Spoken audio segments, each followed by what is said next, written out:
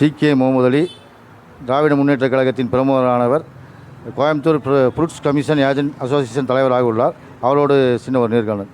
Sir, இப்போ எதிர்வர 2026 சட்டமன்ற தேர்தலில் திமுகவின் வெற்றி வாய்ப்பு எப்படி இருக்கும்? கோயம்புத்தூரில் சென்ற முறை 10 தொகுதியிலையும் இழந்திருக்காங்க. இந்த சூழலில் இப்போ செந்தில் பாலாஜி வந்திருக்கார். திராவிட மாடல் ஆட்சி தளபதியுடைய பொற்கால ஆட்சியாக மிளந்து கொண்டிருக்கிறது. இந்த சூழலில் கோயம்புத்தூருடைய நிலவரம் எப்படி இருக்கும்? வணக்கம். எனது பெயர் சி.கே. முகமது அலி. கழக ஆட்சியில் செய்த சாதனைகளை பற்றி ஒரு சில வார்த்தைகள் சொல்ல கூறுகிறேன். திராவிட மாடல் ஆட்சியில் இன்றைக்கி ஒன்றுமே இல்லைங்க. 2000 ரூபா தாய் தகப்பை இழந்த குழந்தைக்கு 2000 ரூபா. இது எந்த ஆட்சியில் இந்தியாவிலே கிடையாதுங்க. யாருமே செய்ய முடியாத சாதனை. ரேஷன் கார்டுக்கு 1000 ரூபா கொடுக்குறானாரு, கொடுத்தாரா? இலவச பஸ்ஸு செஞ்சாரா? அவர் சாதனை செஞ்சிட்டே இருக்காருங்க. அவர் சாதனை சொல்லவே முடியல. ஒவ்வொன்றா சொல்ல இதாக இருக்கும். மனிதனுக்கு அப்படியே உடம்பெல்லாம் புல்லரிக்கும். ஏங்க, இந்தளவுக்கு சாதனை செஞ்ச ஆளுக்கு ஓட்டு போடாமல் போன முறை 10 சீட்டு எப்படி அதிமுக வென்றுதோ அதேபோல் திராவிட முன்னேற்ற கழகம் 10 சீட்டையும் அடித்து கலக்கி வரும்.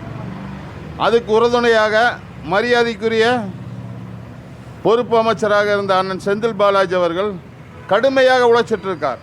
அவர் மட்டும் இல்லை, மாவட்ட செயலாளர் மரியாதைக்குரிய நான் கார்த்திகா இருந்தாலும் சரி, சகோதரர் ரவியாக இருந்தாலும் சரி, தளபதியாக இருந்தாலும் சரி, தளபதி முருகேஷாக இருந்தாலும் சரி, உழைப்பு, கடும் உழைப்பு தாங்க. திராவிட முன்னேற்ற கழகத்துக்கு உழைப்பு தான். உழைப்பு இருந்தால் எங்கே போனாலும் வெற்றி பெறலாம்.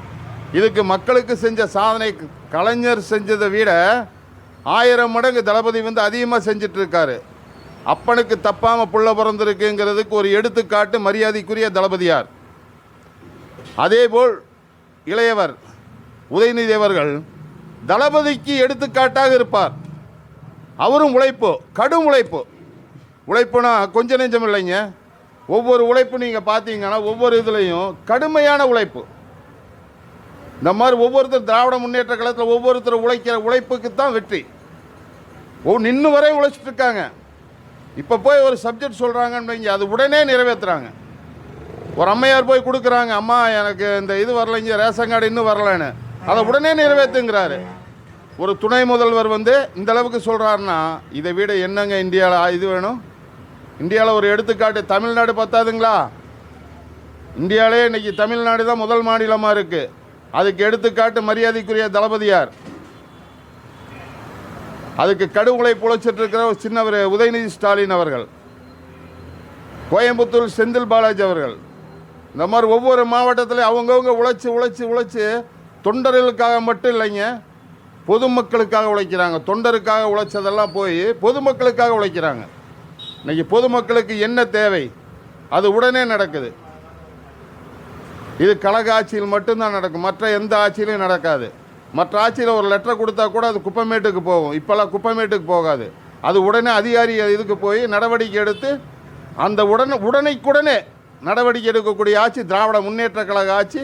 அதுக்கு உறுதுணையாக இருக்கிறவர் மரியாதைக்குரிய தளபதியார் அவர்களும், அண்ணன் உதயநிதி அவர்களும், மரியாதைக்குரிய செந்தில் பாலாஜி அவர்களும், எங்கள் மாவட்ட செயலாளர் 3 பேருமே யாரையுமே நான் குறைச்சி மதிப்பிடுவதில்லை.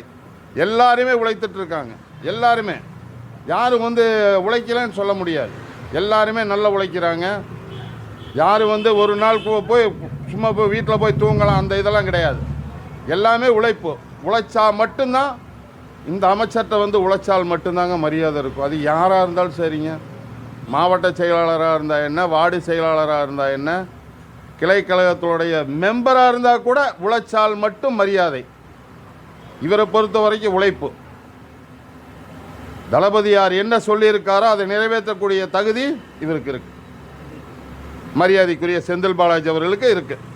அதனால் அவர் உழைப்பால் மட்டும் திராவிட முன்னேற்ற கழகம் முன்னேறிச்சு மீண்டும் அதே நிலைக்கு வரும். இனியும் 10 ஆண்டுகள் திராவிட முன்னேற்ற கழக ஆட்சி தான் நிலைக்கும்.